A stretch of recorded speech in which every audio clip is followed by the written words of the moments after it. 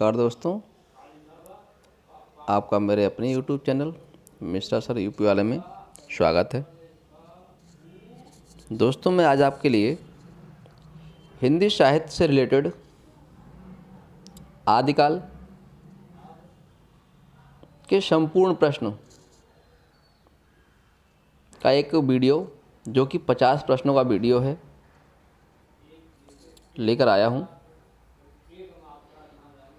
मेरे जो भी दोस्त टीजीटी की तैयारी या पीजीटी की या फिर नेट जेआरएफ की तैयारी कर रहे हैं, ये वीडियो उनके लिए बहुत ही महत्वपूर्ण है, बहुत ही उपयोगी है।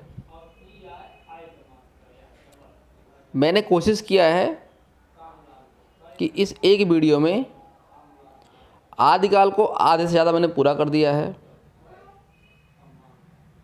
और इसका अगला पार्ट जो है आपको एक दिन बाद मिल जाएगा। अभी तक इस वीडियो में मैंने 50 प्रश्न ही रखे हैं, लेकिन वो 50 प्रश्न आपके लिए बहुत ही महत्वपूर्ण हैं। तो अगर आप चाहते हो तो वीडियो को देखकर ही आप इसे याद कर सकते हो आंसर्स को। अगर आप चाहो तो आंसर को अपनी नोटबुक पर लिख भी सकते हो। इतना गारंटी है मेरी कि ये जितने भी क्वेश्चन मैंने आपको इसमें दिए हैं, जितने प्रश्न दिए हैं, ये बहुत ही महत्वपूर्ण प्रश्न हैं। तो ज़्यादा समय न लेते हुए मैं पहले प्रश्न पर आता हूँ। आज का हमारा पहला प्रश्न है, सहजयान के प्रवर्तक हैं। तो आपको बताना है कि सहजयान के प्रवर्तक कौन हैं। ऑप्शन आपके सामने है, सराहपा, सबरपा, लुइपा या फिर कणापा। तो इनमें से सहजयान के प्रवर्तक कौन माने जाते हैं, तो बताना चाहूँगा मैं आपको कि इसका सही आंसर है पहला ही ऑप्शन, सराहपा सहजयान के प्रवर्तक माने जाते हैं। अगला प्रश्न है, संदेश रासक के रचयिता हैं। संदेश रासक के रचयिता दोस्तों अब्दुल रहमान को माना गया है। तो दूसरे वाले का जो आंसर सही है वो है अब्दुल रहमान। चलिए अगले प्रश्न में चलते हैं हम। प्रश्न नंबर 3। प्रश्न नंबर 3 है, विद्यापति की कौन सी रचना अभी तक संपादित होकर प्रकाशित नहीं हुई है। दोस्तों, मैं कोशिश करूंगा कि कम से कम समय में इन 50 प्रश्नों को पूरा करूं। तो अगला प्रश्न, विद्यापति की कौन सी रचना अभी तक संपादित होकर प्रकाशित नहीं हुई है।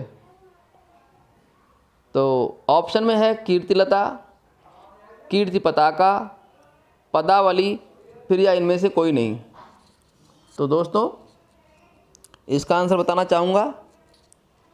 नंबर 2, कीर्ति पताका विद्यापति की ऐसी रचना है, संपादित तो हो चुकी है लेकिन प्रकाशित नहीं की गई है। अगला प्रश्न है, आत्मबोध किसकी रचना है। तो ऑप्शन आपके सामने है, गोरखनाथ जी हैं, मत्स्येंद्र नाथ की रचना है, जालंधर नाथ की है या फिर इनमें से कोई नहीं, तीनों की। तो ऐसा तो मुश्किल ही है कि आत्मबोध तीनों की रचना हो।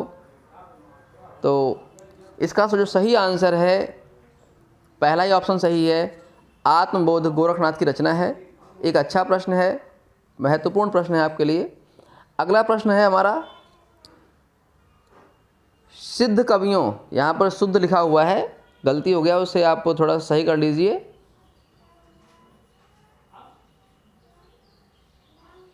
ये अगला प्रश्न नंबर 5 है, शुद्ध कवियों यहाँ लिखा हुआ है, यहाँ पे आपको सिद्ध कवियों लिखना है। ये आपका रहेगा यहाँ पर सिद्ध, ये वाला है। तो यह है आपका, सिद्ध कवियों द्वारा प्रयुक्त भाषा को क्या कहा जाता है। ऑप्शन में है डिंगल, अपभ्रंश, अवहट्ट या फिर संधा। तो बताना चाहूँगा मैं कि सिद्ध कवियों द्वारा प्रयुक्त भाषा को संधा कहा जाता है। ऑप्शन नंबर 4 आपका सही है। चलिए अगले प्रश्न पर चलते हैं। प्रश्न नंबर 6 है, किस रासो काव्य का मूल वर्ण श्रृंगार रस है? किस रासो काव्य का मूल वर्ण श्रृंगार रस है? ऑप्शन में बीशल देव रासो, पृथ्वीराज रासो, परमाल रासो या फिर खुमान रासो।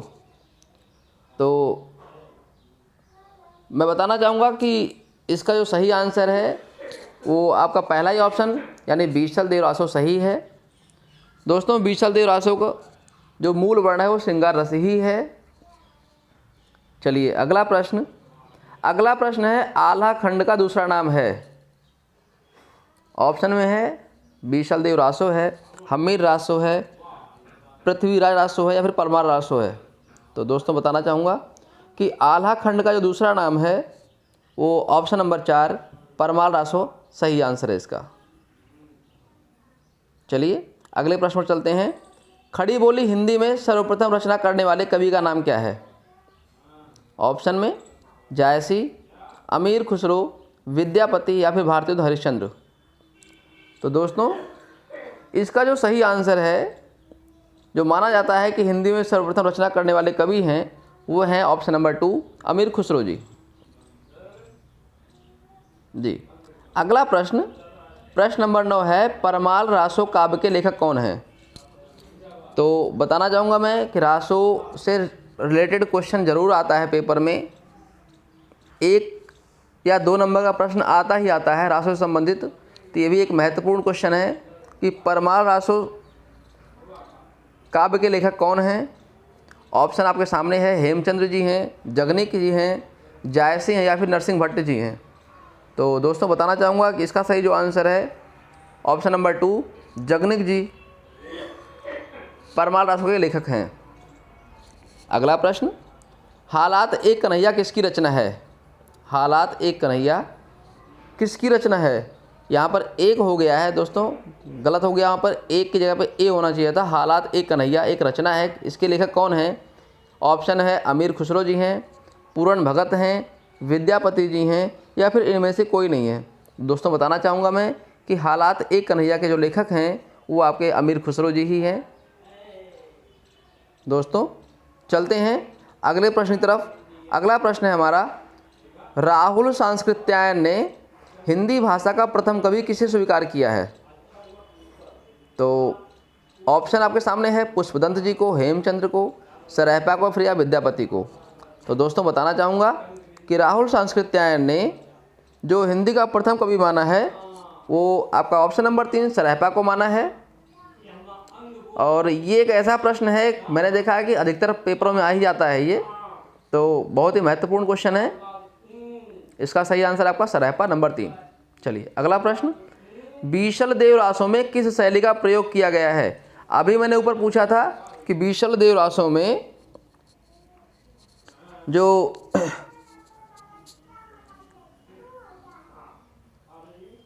मूल वर्ण था वो कौन सा था, तो उसमें मैंने बताया था आपको श्रृंगार जो रस था उसका मूल वर्ण था। लेकिन यहाँ पे क्वेश्चन अलग है थोड़ा सा। इसमें क्वेश्चन पूछ रहा है कि बीशल देव रासों में किस शैली का प्रयोग किया गया है। तो इसमें जो आपका ऑप्शन है, ऑप्शन में है आपका श्रृंगारिक, आख्यान। नंबर 3 पे गेम लिखा हुआ है दोस्तों, ये थोड़ा सा गलत हो गया। यहाँ बताना चाहूँगा मैं आपका, ये है ऑप्शन नंबर 3 जो है आपका, ये है गेय है। यहाँ पे माँ की जगह पे या यज्ञ होना चाहिए था, ऐसे होना चाहिए था। तो थोड़ा सा आप सही कर लीजिए उसे। और गेय या फिर प्रबंध। तो दोस्तों बताना चाहूँगा कि बीशल देव रासों में जो शैली प्रयोग की गई है वो गेय शैली ही प्रयोग की गई। ऑप्शन नंबर 3 जो था हमारा ये, तो आपका सही जवाब है ऑप्शन नंबर 3 गेय शैली। अगला प्रश्न है आपका, जय मयंक जस चंद्रिका के रचयिता का नाम क्या है? दोस्तों ये भी एक महत्वपूर्ण प्रश्न है। ऑप्शन में है भट्ट केदार जी हैं, नरपत नाल जी हैं, नरसिंह जी हैं या फिर मधुकर कवि जी हैं। तो 4 ऑप्शन है, भट्ट केदार, नरपत नाल, नरसिंह या फिर मधुकर कवि। तो दोस्तों बताना चाहूँगा कि इसका जो सही जवाब है वो आपका है ऑप्शन नंबर 4 मधुकर कवि जी इसके लेखक हैं। जय मयंक जस चंद्रिका, अच्छा एक क्वेश्चन है आपके सामने, बहुत ही महत्वपूर्ण प्रश्न है ये। चलिए अगला क्वेश्चन, अगला है भविष्यत कहा एक रचना है। तो पूछ रहा है कि इसके रचनाकार कौन है। ऑप्शन है धनपाल हैं, पुष्पदंत हैं, स्वयंभू हैं या फिर सरहपा हैं। दोस्तों ये भी एक अच्छा प्रश्न है और इसका जो सही जवाब आपका है वो है पहला ही ऑप्शन धनपाल। भविष्यत्व कहा के जो लेखक है वो धनपाल जी हैं। अगला प्रश्न, पृथ्वीराज रासों के रचयिता। दोस्तों मैंने बताया था आपको पहले ही कि रासों से संबंधित प्रश्न आता ही आता है, जरूर आता है, 1 या 2 नंबर के क्वेश्चन जरूर आता है, तो आप इन्हें याद रखिए। पृथ्वीराज रासों के जो लेखक हैं वो कौन है? हेमचंद्र जी हैं या चंद्रबरदाई हैं या फिर परमाल जी हैं या फिर अमीर खुसरो जी हैं?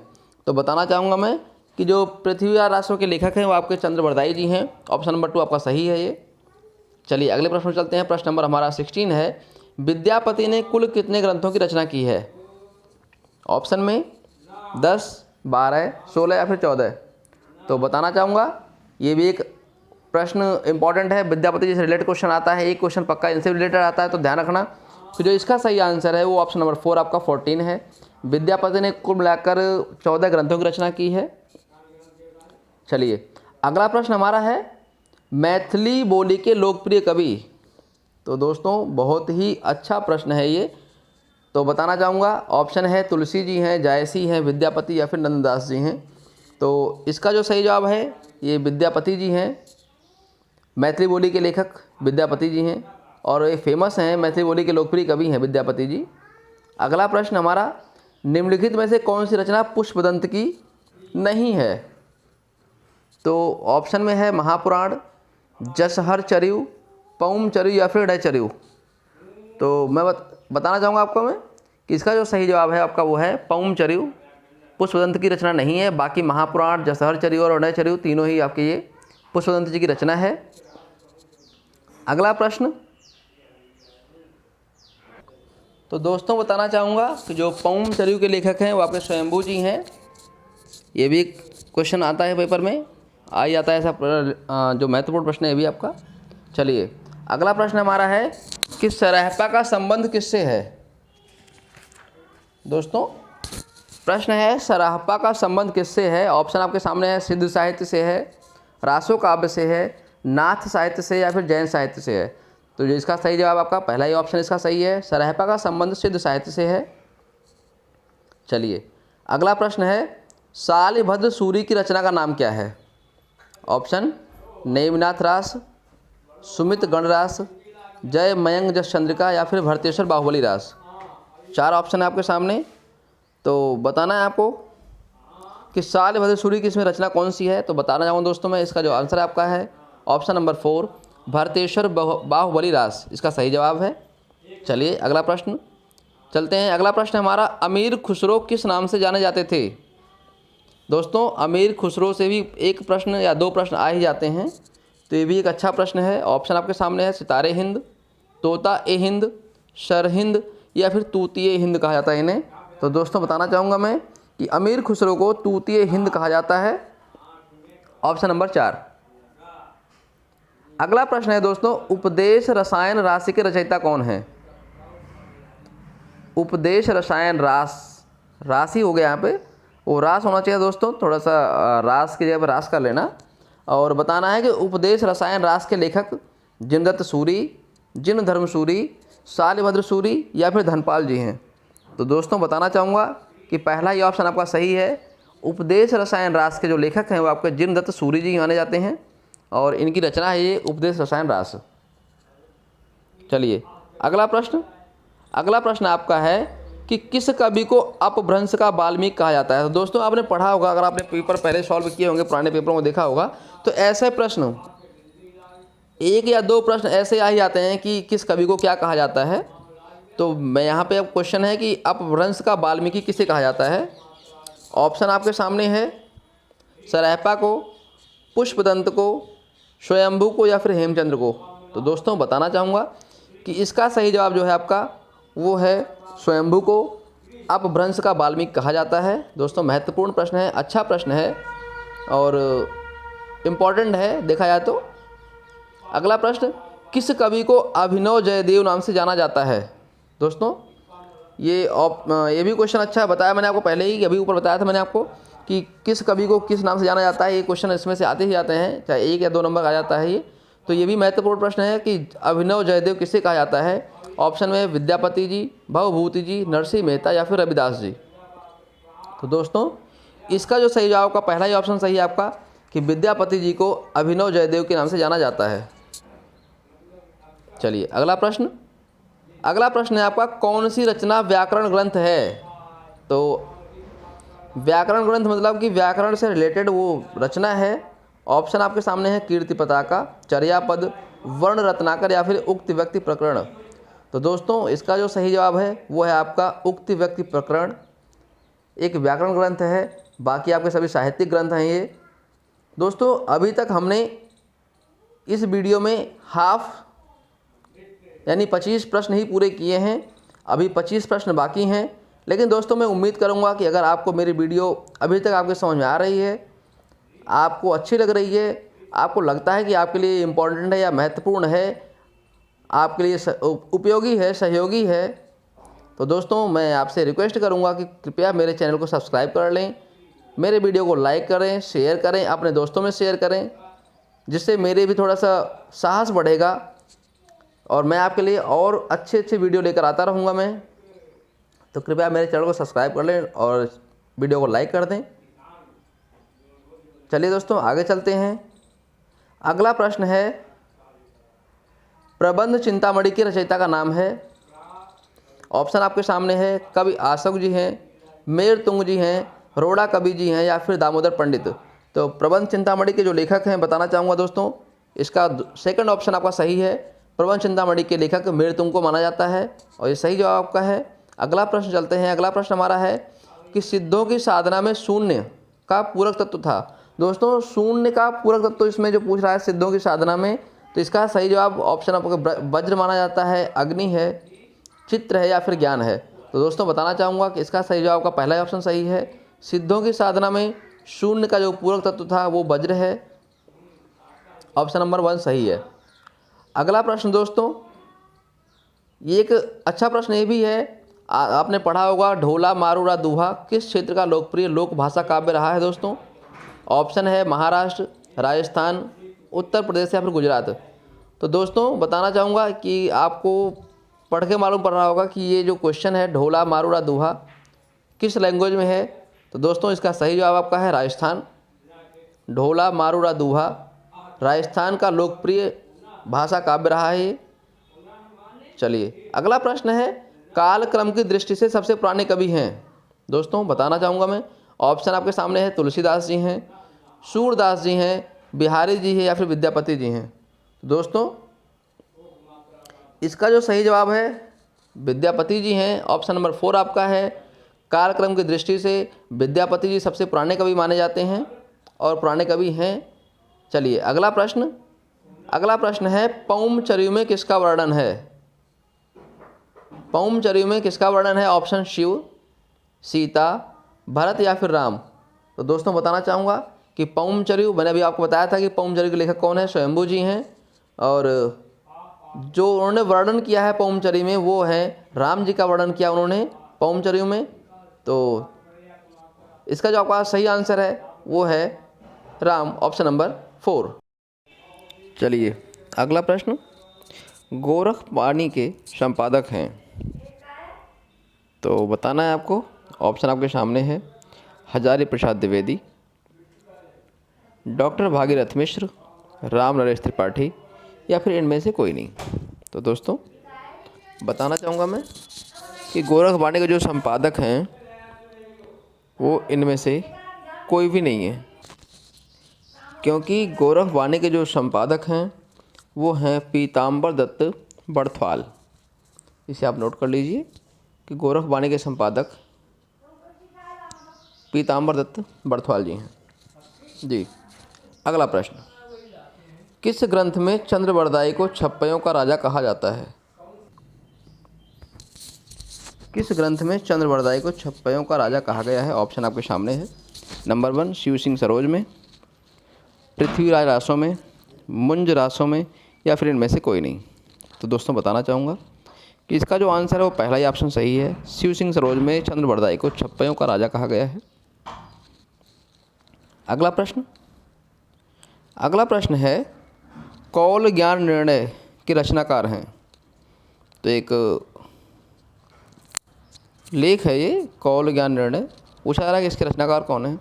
ऑप्शन आपके सामने है, गोरखनाथ हैं, जलंधर नाथ हैं, मत्स्येंद्र नाथ हैं या फिर गोपीचंद हैं। तो दोस्तों बताना चाहूँगा कि कौल ज्ञान निर्णय के जो लेखक हैं वो हैं मत्स्येंद्र नाथ, यानी ऑप्शन नंबर 3 आपका बिल्कुल सही है। चलिए चलते हैं अगले प्रश्न की तरफ। अगला प्रश्न आपका है, निम्नलिखित में से अपभ्रंश प्रवाहित हिंदी रचना कौन सी है? जी, अपभ्रंश प्रवाहित रचना ऑप्शन आपके सामने है, खुमान रासो, ढोला मारूरा दूहा या फिर भरतेश्वर बाहुबली रास या फिर जय मयंक चंद्रिका। तो बताना चाहूँगा मैं कि जो इसका आंसर है वो है आपका ऑप्शन नंबर 3 भरतेश्वर बाहुबली रास, जो इसका सही जवाब है ऑप्शन नंबर 3। चलिए अगला क्वेश्चन, अगला प्रश्न है आपका कि चारण साहित्य किस साहित्य का दूसरा नाम है?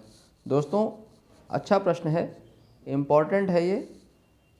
ऑप्शन आपके सामने इसके लिए भी, ऑप्शन नंबर 1 सिद्ध साहित्य का है, नाथ साहित्य का है, जैन साहित्य का है या फिर रासो साहित्य का है।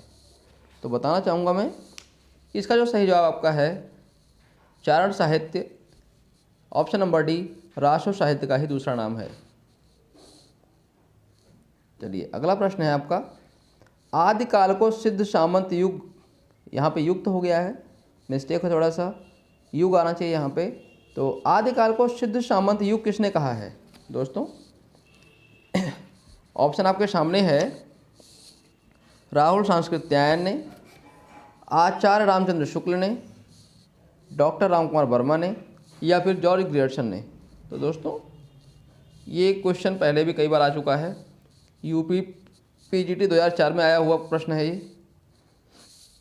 तो बताना चाहूँगा इसका जो आपका सही जवाब है, पहला ही ऑप्शन सही है, राहुल सांस्कृत्यायन ने आदिकाल को सिद्ध सामंत युग कहा है। चलिए अगला प्रश्न है, आदिकालीन हिंदी काव्यधारा में उपलब्ध नहीं है।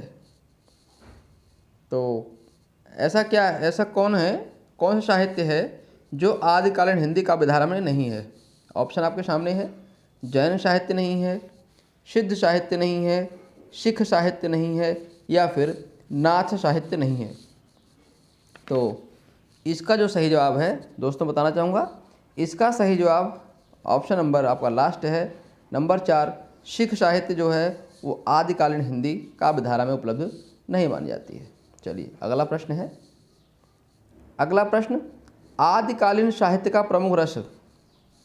तो ये भी एक अच्छा प्रश्न है, ऐसे प्रश्न आपको ज़रूर मिलते हैं पेपर में देखने के लिए। तो ऑप्शन आदिकालीन साहित्य का प्रमुख रस बताना चाहूँगा मैं, ऑप्शन है आपका शांत रस, करुण रस, हास्य रस या फिर वीर रस। तो दोस्तों बताना चाहूँगा इसका जो सही जवाब आपका है वो है ऑप्शन नंबर 4 वीर रस। जी बिल्कुल, इसका जो सही जवाब आपका है वो ऑप्शन नंबर 4 वीर रस। चलिए अगला प्रश्न है हमारा, एक लाइन दी हुई है आपको, एक पंक्ति है, एक थाल मोती से भरा सबके सिर पर औंधा धरा। पूछ रहा है यहाँ पे कि ये जो पंक्तियाँ लिखी हुई हैं ये किस कवि द्वारा लिखित हैं? दोस्तों बताना चाहूँगा मैं कि ये ऐसे पंक्तियाँ पेपर में आती हैं और उसमें आपको उस लाइन यानी उस पंक्ति के लेखक का नाम बताना होता है। ऐसा पेपर में एक नहीं, दो नहीं, कम से कम 10 से 12 प्रश्न आपको ऐसे मिल जाते हैं। और ये जो मैंने आपसे प्रश्न पूछा है ये भी एक महत्वपूर्ण प्रश्न है, पहले भी आ चुका है ये। तो ऑप्शन बताना चाहूँगा मैं, विद्यापति जी हैं, कबीर जी हैं, खुसरो जी हैं या फिर जायसी जी हैं। तो दोस्तों बताना चाहूँगा मैं, ये जो लाइन है आपकी, एक थाल मोती से भरा सबके सिर पर औंधा धरा, ये है ऑप्शन नंबर 3 खुसरो जी की लाइन है, ये खुसरो जी की रचना है ये। चलिए अगला प्रश्न है हमारा, किस विद्वान ने हिंदी साहित्य के प्रारंभिक काल को वीरगाथा काल नाम दिया है? ये अगर आप पढ़ रहे होंगे तो ये सबको पता होना चाहिए, महत्वपूर्ण प्रश्न है कि जो वीरगाथा काल हिंदी साहित्य के यानी प्रारंभिक काल को, कहने का मतलब है आदिकाल को जो वीरगाथा काल नाम दिया था वो आचार्य रामचंद्र शुक्ल ने ही दिया था। तो आपका सेकंड ऑप्शन आपका सही है। ये हिंदी साहित्य के प्रारंभिक काल को वीरगाथा काल आचार्य रामचंद्र शुक्ल ने कहा है। चलिए अगला प्रश्न है, चंद्रवरदाई किसके दरबारी कवि थे? जी, ऑप्शन आपके सामने है, महाराजा हम्मीर के, महाराजा बीसलदेव के, महाराणा प्रताप के, या फिर महाराज पृथ्वीराज चौहान के। दोस्तों ये भी अच्छा प्रश्न है। वैसे आपको पता होना चाहिए कि चंद्रवरदाई की जो रचना है वो है पृथ्वीराज रासो। क्यों? क्योंकि पृथ्वीराज रासो जो इनकी रचना है, तो अगर आप थोड़ा सा ध्यान दोगे तो इसका जो ऑप्शन नंबर 4 है, महाराज पृथ्वीराज चौहान के ये दरबारी कवि थे और उसी के ऊपर इन्होंने पृथ्वीराज रासो की रचना की है। चलिए अगला प्रश्न है, स्वयंभू को हिंदी का प्रथम कवि किसने माना है? स्वयंभू को हिंदी का प्रथम कवि किसने माना है? ऑप्शन, राम कुमार वर्मा ने, रामचंद्र शुक्ल ने, हजारी प्रसाद द्विवेदी ने, या फिर राहुल सांस्कृत्यायन ने। तो दोस्तों बताना चाहूँगा मैं कि जो स्वयंभू को प्रथम कवि माना है हिंदी का, वो ऑप्शन नंबर 1 आपका सही है। राम कुमार वर्मा जी ने स्वयंभू को हिंदी का प्रथम कवि माना है। चलिए अगला प्रश्न है हमारा, अब्दुर रहमान कृत संदेश रासक है। पहले तो बताना चाहूँगा मैं कि क्वेश्चन आपको इसमें एक ऑप्शन मिल गया आपको कि संदेश रासक के लेखक, जो कि मैंने पहले आपको प्रश्न एक बार पूछ चुका हूँ, शुरू में ही स्टार्टिंग मैंने बताया था आपको कि संदेश रासक के लेखक कौन हैं। तो उसका मैंने आपको आंसर बताया था कि उसके जो लेखक हैं वो अब्दुर रहमान जी हैं। तो यहाँ पे आपको दोबारा मिल रहा है वो प्रश्न कि अब्दुर रहमान कृत संदेश रासक। लेकिन अब यहाँ पे प्रश्न पूछ रहा है कि जो संदेश रासक जो रचना है उनकी, वो किस काव्य के अंदर आती है? खंड काव्य है, महाकाव्य है, प्रबंध काव्य है, या फिर मुक्तक काव्य है? तो दोस्तों बताना चाहूँगा मैं कि जो संदेश रासक है वो एक खंड काव्य है। जी दोस्तों, जो संदेश रासक है वो एक खंड काव्य है। चलिए अगला प्रश्न है हमारा, आल्हा और उदल नामक 2 वीर सरदारों की वीरतापूर्ण लड़ाइयों का वर्णन मिलता है। तो अगर एक हिसाब से अगर बताया जाए आपको मैं एक तरीके से, तो आल्हा और उदल जो फेमस हैं, फेमस वीर थे, ये योद्धा थे। तो जो इनकी जो लड़ाइयाँ हैं, इनके बारे में जो रासो लिखा हुआ है, जिस रासो में इनका उल्लेख है, पूछ रहा है कि कौन सा रासो जिसमें इनके बारे में लिखा हुआ है। ऑप्शन आपके सामने है, परमाल रासो, पृथ्वीराज रासो, हम्मीर रासो, या फिर कुमार रासो। दोस्तों बताना चाहूँगा मैं कि परमाल रासो के अंतर्गत ही इन दोनों का वर्णन मिलता है हमें। तो इसका जो सही जवाब का पहला ऑप्शन सही है, परमाल रासो। चलिए अगला प्रश्न, प्रश्न नंबर 45, नाथ पंथ के प्रणेता कौन थे? तो दोस्तों ऑप्शन आपके सामने है, आदिनाथ, गोरखनाथ, मच्छंदरनाथ, या फिर चुंडकरनाथ। तो दोस्तों अच्छा प्रश्न है और इसका जो आंसर आपका है, नाथ पंथ के प्रणेता, ऑप्शन नंबर 2 आपका सही है, गोरखनाथ जी को माना गया है। दोस्तों ज़्यादा समय नहीं है, अब 45 प्रश्न हो चुके हैं आपके, 5 प्रश्न और बचे हैं। तो पता है मुझे वीडियो थोड़ा बड़ा सा हो गया है, लेकिन आप लोगों के हेल्पफुल है, 50 प्रश्न ज़्यादा बड़े नहीं होते हैं। चलिए अगला प्रश्न है, प्रश्न नंबर 46, अपभ्रंश का भवभूत किसे माना जाता है? दोस्तों ये अच्छा प्रश्न है, बताना चाहूँगा मैं कि ये पहले भी यूपी पीजीटी 2010 में आ चुका है प्रश्न ये। तो प्रश्न है, अपभ्रंश का भवभूत किसे माना जाता है? ऑप्शन आपके सामने है, शालिभद्र सूरी को, पुष्पदंत को, कनकामर को, या फिर धनपाल को। तो दोस्तों इसका जो सही जवाब आपका है वो है ऑप्शन नंबर 2, पुष्पदंत जी को अपभ्रंश का भवभूत माना जाता है। चलिए अगला प्रश्न, कौन सा नाम आदिकाल का नहीं है? जैसे भी बताया था हमने ऊपर कि आदिकाल को वीरगाथा काल यानी प्रारंभिक काल को वीरगाथा काल किसने कहा था? तो रामचंद्र शुक्ल जी थे। तब यहाँ पर यह है कि आदिकाल को किस काल के नाम से नहीं जाना जाता? ऑप्शन आपके सामने है, वीरगाथा काल, गद्य काल, चारण काल, या फिर सिद्ध सामंत काल। तो दोस्तों इसका जो सही जवाब आपका है वो है गद्य काल। आदिकाल का नाम गद्य काल नहीं है। चलिए अगला प्रश्न, केवल 3 प्रश्न और बचे हैं आज की इस वीडियो में। अगला प्रश्न है, कौन सा कवि आदिकाल का नहीं है? तो ऑप्शन आपके सामने हैं, 4 ऑप्शन हैं, चंद्र बरदाई, नाभादास, जगनिक या फिर दलपत विजय। दोस्तों इसका जो सही जवाब आपका है वो ऑप्शन नंबर ऑप्शन नंबर 2 यानी सेकंड, नाभादास इसका सही जवाब है। नाभादास जी आदिकाल कवि नहीं माने जाते हैं। चलिए अगला प्रश्न, निम्नलिखित में से कौन सी रचना आदिकाल की है? बताना है आपको कि आपके सामने 4 रचनाएं हैं, इनमें से कौन सी रचना आदिकाल की है। नंबर 1 सूरसागर, नंबर 2 विद्यापति पदावली, नंबर 3 भ्रमर गीत या फिर बीजक। दोस्तों बताना चाहूँगा मैं कि इसका जो सही जवाब आपका है वो है विद्यापति पदावली। विद्यापति पदावली जो है वो आदिकाल की रचना नहीं है। चलिए ये आदिकाल की रचना विद्यापति पदावली नहीं है। और आज का अंतिम प्रश्न है दोस्तों,